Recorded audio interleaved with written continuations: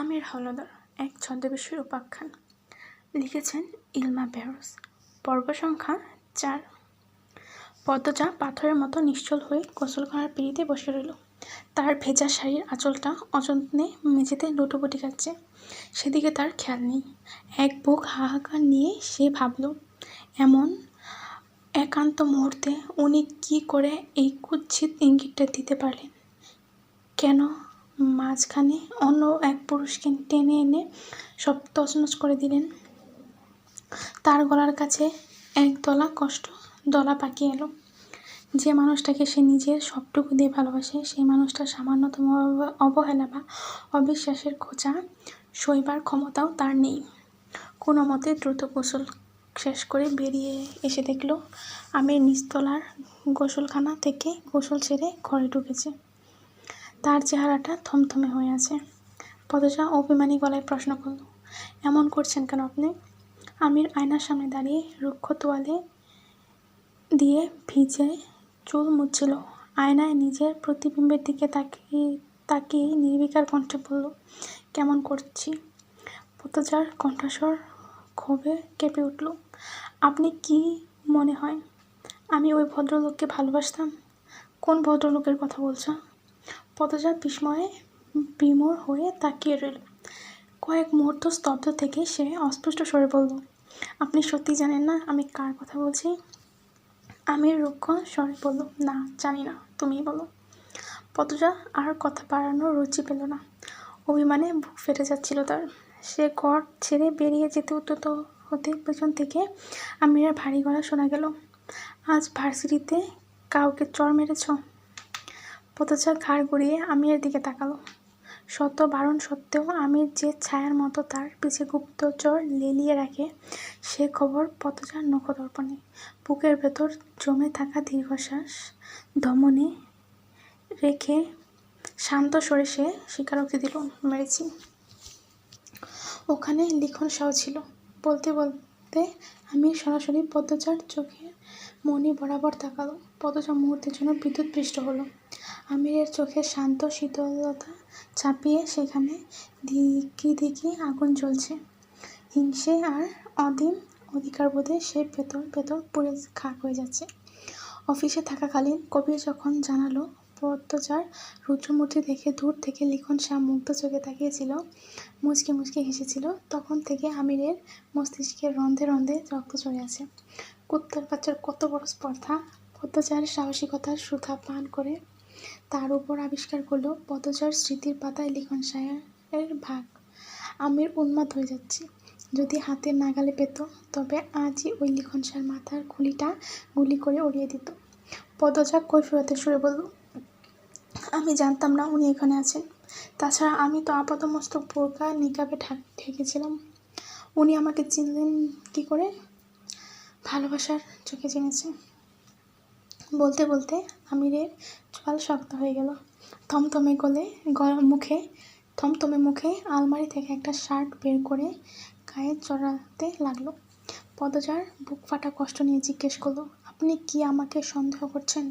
আপনার কি মনে হয় আমি আগে থেকেই জানতাম উনি ওখানে আসবেন? পদ্মজাকে সন্দেহ করার মতো দুঃসাহস বা স্পর্ধা তার ধাতে নেই। পদ্মজার সতীত্বে কালিমা লেপন করার আগে সে হাসি মুখে মৃত্যুকে বরণ করে নেবে, কিন্তু তার বুকের গহীনে আজ হীনমন্যতা বিষাক্ত সাপের মতো দংশন করছে। লিখন শাহ ঠিক পদ্মজার মতোই অভিজাত্যে ভরা অসম্ভব সুদর্শন এক পুরুষ, আর সে নিজে তামাটে গায়ের রঙের এক মানুষ।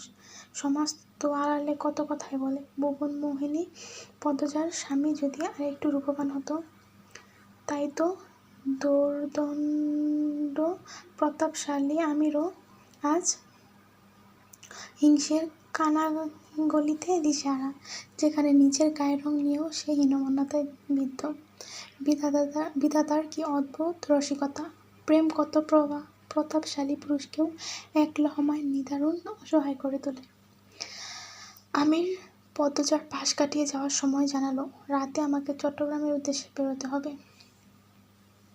পদ্মজা কিছুটা থতমত খেয়ে শুধালো, হঠাৎ চট্টগ্রামে কেন? সকালেই খবরটা এলো জরুরি তলব পড়েছে। পদ্মজা আমিরের পিছু পিছু হাঁটতে হাঁটতে বলল, এমন কি হলো যে রাতেই যেতে হবে? জাপানি বায়াররা খবর না দিয়েই পরিদর্শনে আসছে। আমাদের যে 3 শিপমেন্ট চিংড়ি বন্দরে জাহাজে ওঠার অপেক্ষায় আছে, সেখানে নমুনা নাকি ওরা ল্যাবে পাঠাবে। তা পাঠাক না, আপনাদের মাছ তো ভালোই। এই ব্যবসা গরমে বন্দরে মাল পড়ে আছে, ল্যাবে পাঠানোর নামে যদি ওরা 2 দিন দেরি করে, তবে সব মাছ পচে গন্ধ হয়ে যাবে। আর একবার যদি ওরা রিপোর্টে লিখে যে মাছে ব্যাকটেরিয়া বা সমস্যা আছে, তবে সারা জীবনের জন্য ব্লক লিস্টের হয়ে যাব। জাপানিরা খুব কড়া, চিন্তা করো না। চট্টগ্রামের কাস্টমস কমিশনার আমার চেনা, আমাকে কাল ভোরেই ওর সাথে বসতে হবে। ফাইলটা সই করিয়ে মালগুলো জাহাজে তুলে না দেওয়া পর্যন্ত আমার শান্তি নেই। কয়েক লাখ টাকার মাল, ব্যাপারটা কেবল ব্যবসা না, আমার ইজ্জতের প্রশ্ন। তাহলে আর দেরি করবেন না, রাতেই রওনা দিন। আপনার সুটকেসটা গুছিয়ে দিচ্ছি, 2 দিনের জন্য যাবেন তো? আমির জুতা পরতে পরতে উত্তর দিল, 5-6 দিন। শুনে পদজার বুকটা ধক করে উঠল, বিস্ময় নিয়ে বলল, এতদিন? আমির দ্রুত পদে বেরিয়ে যেতেই পদজা পাথরের মতো স্তব্ধ হয়ে দাঁড়িয়ে রইল। কয়েকটা দিন আমিরকে ছাড়া কাটানোর কথা ভাবতেই শূন্যতা তাকে গ্রাস করে নিল। এর আগেও সে আমিরকে ছাড়া থেকেছে, কিন্তু সেই বিচ্ছেদগুলোতে আমিরের মন খারাপটাই ছিল প্রকট। যাওয়ার অন্তত 2 দিন আগে থেকে সে ঘরকুনো হয়ে পদজার আশেপাশে ছায়ার মতো লেগে থাকত। রাতে দীর্ঘ যাত্রায় বেরোবে, হাতে বিন্দুমাত্র সময় নেই, তবুও মানুষটা এমন অস্থিরভাবে বেরিয়ে গেল। তাছাড়া চট্টগ্রাম যেতে তো এখন ট্রেনের সুগম পথ রয়েছে, তবে কেন এই 5-6 দিনের দীর্ঘ সফর? একরাশ বিষণ্ণতা সঙ্গী করে পদজা ক্ষিপ্ত হাতে রান্না শেষ করল। আসন্ন 5 দিনের জন্য সুটকেস গুছিয়ে রাখল। গুছাতে গিয়ে তার নজর কাটল খাটের এক কোণে পড়ে থাকা 3টি শুভ্র জুঁইফুল। দুপুরে আমির এগুলো নিয়ে এসেছিল, কিন্তু পরিস্থিতি জটিলতায় হয়তো তার দেওয়া হয়নি। ফুলগুলো হাতে নিয়ে পদজা কিছুক্ষণ চুপ করে বসে রইল। যাবার সময় নিশ্চয়ই উনি অনুতপ্ত হবেন, নরম স্বরে কথা বলবেন, জড়িয়ে ধরতে চাইবেন, কিন্তু তখন সে কিছুতে ধরা দেবে না, অনড় থাকবে নিজের অভিমানে। কিন্তু বাস্তব চিত্রটা ভিন্ন হয়ে ধরা দিল। আমির ফিরে এসে চুপচাপ পোশাক পাল্টালো। পদজা তাকে চায়ের মতো অনুসরণ করলেও মুখের কুলু এঁটে রইল। কেনই বা সে আগে কথা বলবে? এত ভক্তি, এত ভালোবাসার পরেও যখন বিনা কারণে সন্দেহের তীরে বিদ্ধ হয়, তখন চুপচাপ থাকাই শ্রেষ্ঠ প্রতিবাদ। অন্যদিকে আমির হৃদয়ে চলছিল আরেক দহন। সে ভাবছিল বিদায়ের মুহূর্তে দাঁড়িয়েও পদজা একবার এগিয়ে এসে তাকে জড়িয়ে ধরল না, একবারও কি বলা যেত না, আমি কেবল আপনারই, আমার সমস্ত অস্তিত্ব জুড়ে শুধু আপনারই বাস। সামান্য 2টি প্রেমের কথা কি সবটুকু তিক্ততা ধুয়ে দিতে পারত না? কিন্তু না, পদজার দুর্ভেদ্য জেদ তাকে চুপ করে রেখেছে। লিখন নাম শুনলেই কেন পদজার মুখ ছবিতে অস্বস্তির রং ফুটে ওঠে। হোক না কেবল স্মৃতি, তবুও কেন অন্য কোনো পুরুষের ছায়া তার প্রেয়সীর মানুষপটে ছাই চাপা আগুনের মতো জেগে থাকবে? আমিরের খারাপ লাগা কিছুতেই কমল না। সে চলে যেতে উদ্যত হলো। না পেরে পদজা শেষমেশ ভাঙা গলায় বলেই ফেলল, একটা তুচ্ছ কুকুরও যদি পাশে মিনিট 2 বসে থাকে, তাকে আজীবন মনে রাখা যায়। ওটা যদি ছিল আমার জীবনে পাওয়া প্রথম চিঠি, সেই স্মৃতিটুকু মনের কোণে ভেসে ওঠা কি খুব বড় অপরাধ হয়ে গেল?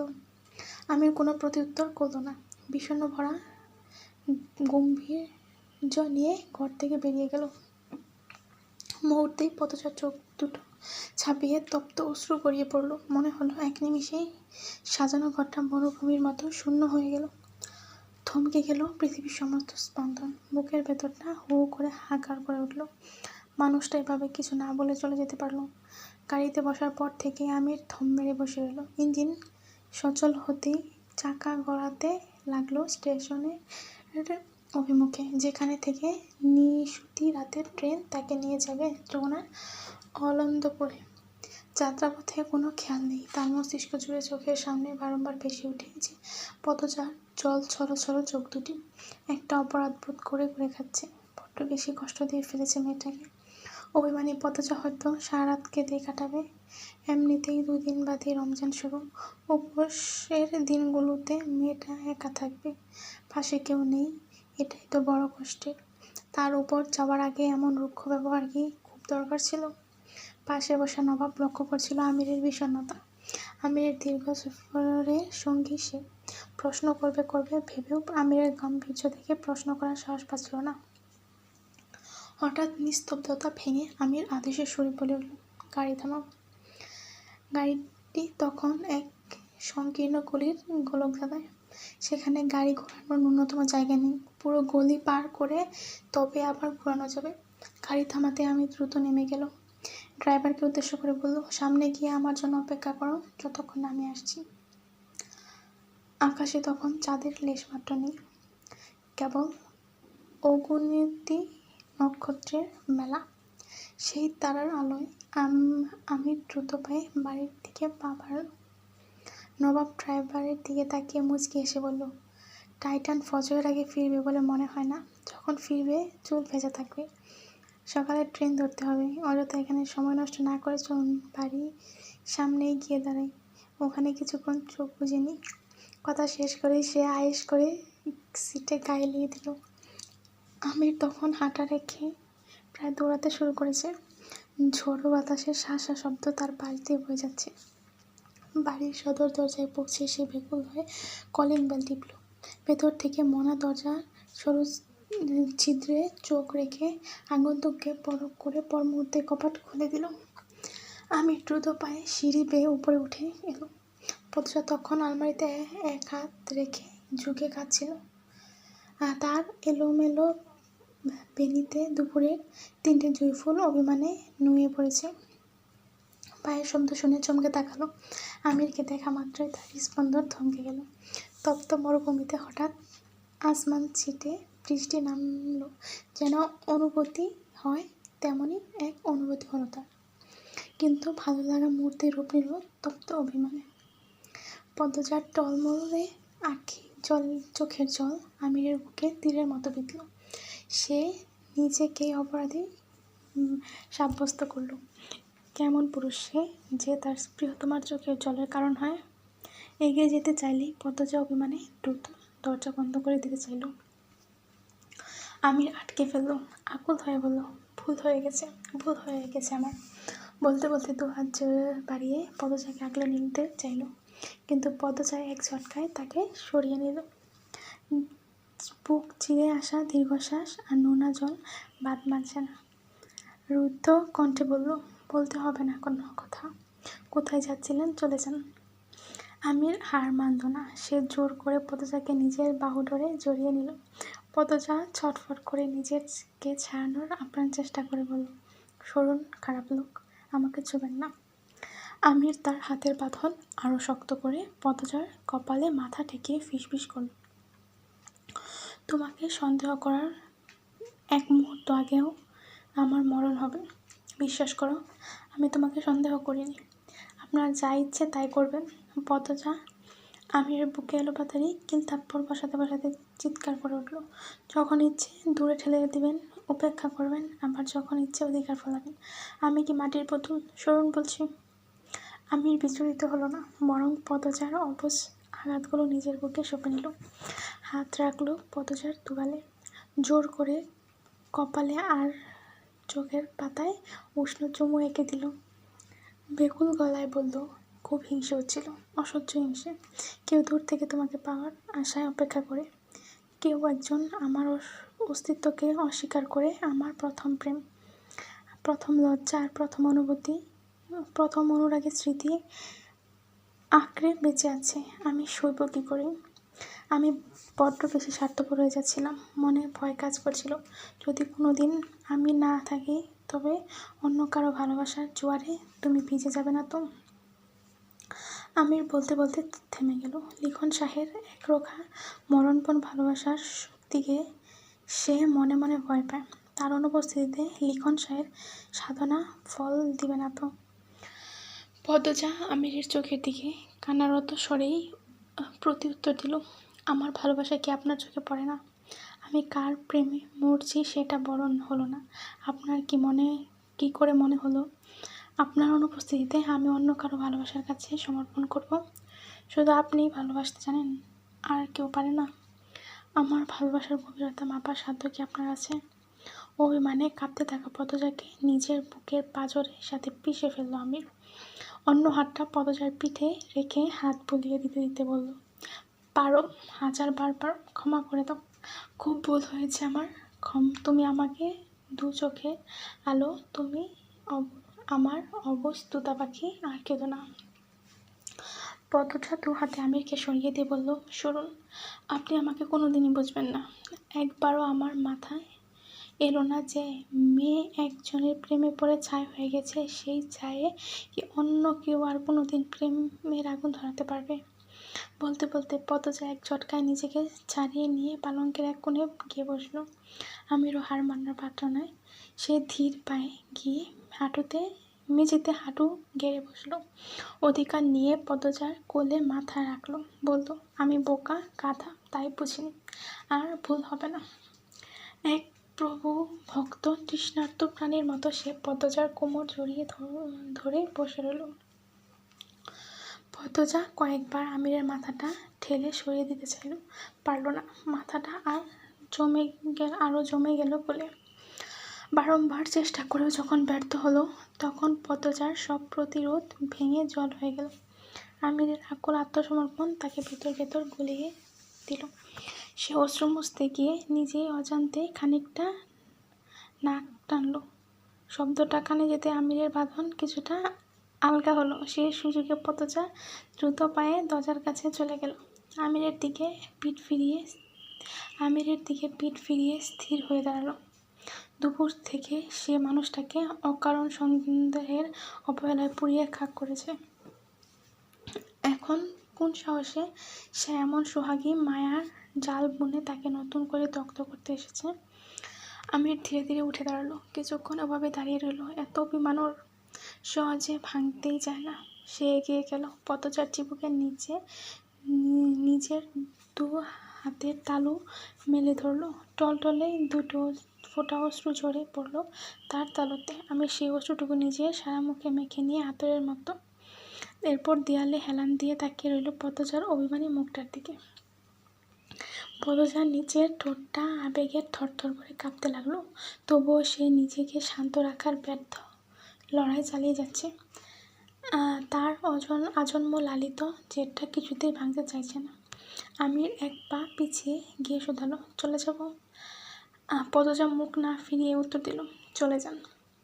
আমির আরও এক পা পিছিয়ে গেল। কণ্ঠস্বর আরও আকুল হলো, চলে যাব? পদজা এবারও নিজেকে সামনে নিয়ে বলল, যান। আমির আবারও এক পা পিছিয়ে গিয়ে শেষবারের মতো জিজ্ঞেস করল, চলে যাব? তার তৃষ্ণার্ত চোখ দুটি পদজার দিকে নিবদ্ধ।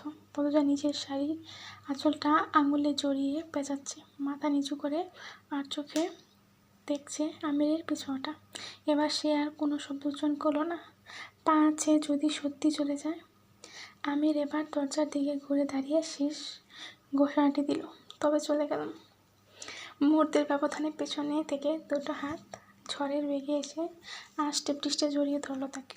হাতের মালিক তার সমস্ত অস্তিত্ব দিয়ে চিৎকার করে বলতে চাইল, যাবেন না, আমায় ফেলে কোথাও যাবেন না। সেই হাতটি আর মুখে আনা হলো না। সবাই তো আর মুখ ফুটে ভালোবাসার দাবি জানাতে পারে না। কিন্তু আমি ঠিকই বুঝে পড়ে নিল পদজার না বলা কথাগুলো। ঠোঁটে ফুটে উঠল বিশ্বজয়ের হাসি। নারায়ণগঞ্জের শীতলক্ষা নদীর ধারের পুরনো গুদাম ঘরটিতে ভ্যাপসা গরম আর পচা পাটের গন্ধ। আলমগীর গাড়িটা দূরে রেখে পায়ে হেঁটে গুদামের পেছনের দরজা দিয়ে ঢুকল। তার মুখে একটা কালো রুমাল বাঁধা, মাথায় মাস্কি টুপি, শুধু চোখ দুটো বের করা। ভেতরে টিমটিমে একটা লণ্ঠন জ্বলছে। লোহার বড় খাঁচাটার সামনে যেতেই আলমগীরের বুকটা থক করে উঠল। ভেতরে দুটো মেয়ে, তার মধ্যে নীল শাড়ি পরা মেয়েটা গুটিসুটি মেরে পড়ে আছে ধুলো আর বালিতে, ফর্সা হাত পা মাখামাখি। আলমগীর পকেট থেকে টর্চ বের করে আলোটা ফেলতে মেয়েটা হাত দিয়ে চোখ আড়াল করে চেষ্টা করলো।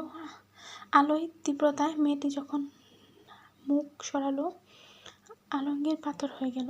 তীক্ষ্ণ খাড়া নাক আর ঠিক তার ডগায় বিন্দু সম কালো তিল। এ তো সত্যি নীলুফার পদ্মজার সঙ্গে এই মেয়েটিকে কতবার দেখেছে, কত হাসি, কত কথা। নীলুফার বড় বড় চোখে সামনে দাঁড়ানো মুখোশধারী লোকটার দিকে তাকিয়ে রইল। তার চোখ দুটো জলে ভেজা। আলমগীর চলে যেতে নিতেই অবিশ্বাসে মাথা নাড়তে নাড়তে নীলুফার বলল, চেহারা ঢাকবেন না আলমগীর সাহেব। আলমগীরের পা দুটো যেন মাটিতে গেঁথে গেল। 2-3 দিন আগে যখন আমির এই গোডাউনে এসেছিল, আলমগীর সাথে ছিল। লোহা ছিদ্র দিয়ে সম্ভবত নীলুফার তাদের অবয়ব চিনে নিয়েছে। আলমগীর ধীরে ধীরে ঘুরে দাঁড়ালো। নীলুফারের চোখের মণি লণ্ঠনের আলোয় ঝিলিক দিচ্ছে। সে ঘৃণা মাখা গলায় বলল, আপনাদের এক্সপোর্ট ইম্পোর্টের ব্যবসা আড়ালে যে এই কারবার চলে, সে কি পদ্মজা জানে? তার শান্ত কণ্ঠস্বর বলে দিচ্ছিল বিগত দিনগুলো ভয়াবহতা 2 দিন আগে সত্য সে নিভৃতে হজম করে নিয়েছে। তার ভেতরে আর কোনো ভয়ার্ত ধরনের নেই, বরং এক আহত বাঘিনী রাজ করছে। আলমগীর হিমশীতল স্বরে জবাব দিল, না, জানে না, আর জানানোর জন্য তুমিও এদেশে থাকবে না। নীলুফারের বুকটা যন্ত্রণায় ডুকরে উঠলেও সে প্রকাশ করল না। প্রতিকূল পরিস্থিতিতেও সে স্বভাবসুলভ তেজ অটল রাখল। সে সরাসরি আলমগীরের চোখের দিকে তাকিয়ে রইল। কি চান আমার কাছে? কি চান আপনি? আর আপনার মুখোশধারী আমির হাওলাদার? তুমি দাসী হতে চলেছ নীলুফার। নিজেকে জাহান্নামের জন্য প্রস্তুত করে নাও। আলমগীর দ্রুত পায়ে অন্ধকার ফুঁড়ে বেরিয়ে যেতে লাগলো। নীলুফার চিৎকার করে বলল, আমি ওই জাহান্নামের গারদ ভেঙে বেরিয়ে আসবই। আলমগীরের পায়ের শব্দ মিলিয়ে যেতেই এতক্ষণ পাথরের মতো শক্ত হয়ে থাকা নীলুফার ভেঙে পড়ল। সে তেজশ্রী কণ্ঠস্বর একটু আগেই গুদাম কাঁপিয়ে দিচ্ছিল, তা এক লহমায় অবরুদ্ধ কান্নায় পরিণত হলো। খাঁচার স্যাঁতসেঁতে কোণে হাঁটুতে মুখ গুজে সে হাউমাউ করে কেঁদে উঠল। লেখিকা এখানে 2টা নোট দিছে। তো ফার্স্ট নোটটা হচ্ছে নোট 1, যেহেতু এই গল্প পাঠকদের জন্য লেখা, তাই যারা আমির পদ্মজার রসায়ন পছন্দ করে তাদের জন্য 2 পর্ব শুধু আমির পদ্মজা নিয়ে লিখলাম। পরবর্তী পর্বগুলোতে ওদের রসায়ন কম থাকবে, অভিযোগ করবেন না প্লিজ। আমিরের অন্য জগৎটা নিয়েও তো লিখতে হবে। আর নোট 2, নীলুফার আর নবাবকে মনে রাখবেন, বলেছিলাম না আমি নিজের কাল্পনিক চরিত্রে নিয়ে একটা ইউনিভার্স বানাবো, তার মধ্যে নীলুফার খুব বিশেষ কেউ হবে। তো এইটুকুই ছিল পদ্মজার পরবর্তী 4।